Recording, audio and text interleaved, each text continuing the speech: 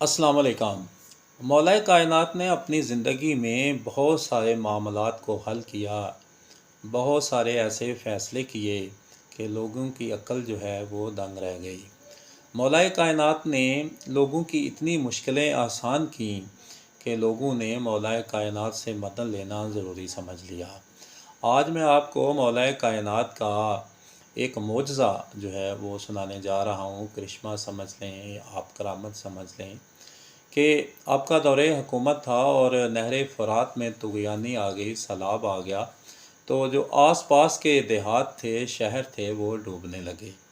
تو ان لوگوں نے یہ منصوبہ بنایا، یہ پلان بنایا کہ ہم کیوں نہ مولا کائنات کے پاس جا کر ان سے یہ گزارش کریں کہ ہمارا جو علاقہ ہے یہ پانی کی زد میں آ گیا ہے، تو آپ اس مسئلے کو حل کریں۔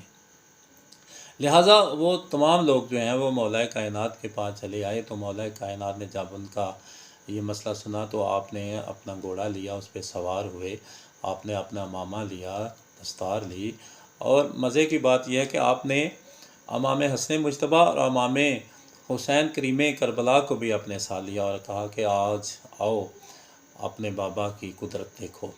تو بڑے خوش ہو کے اپنے بابا کے ساتھ چل دیے۔ تو مولا کائنات چلتے چلتے جب اس علاقے میں پہنچے جہاں نہر فرات تھی، تو آپ نے نہر فرات پہ جا کر 2 رکعت نماز ادا کی۔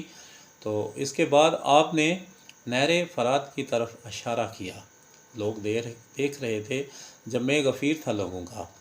تو جب آپ نے نہر فرات کی طرف اشارہ کیا تو پانی جو ہے وہ 1 گز نیچے ہو گیا۔ آپ نے دوبارہ کیا تو پھر 1 گز نیچے ہو گیا۔ تو آپ نے لوگوں کی طرف دیکھا تو لوگ جو ہیں وہ آپ کی طرف دیکھ رہے تھے۔ آپ نے دوبارہ نہر کی طرف دیکھا تیسری دفعہ تو پانی جو ہے 1 گز اور نیچے ہو گیا۔ تو لوگوں نے اشارہ کیا کہ مولا اب بس کریں، اب پانی میں طغیانی بھی کم ہو گئی ہے اور پانی بھی بہت نیچے چلا گیا ہے۔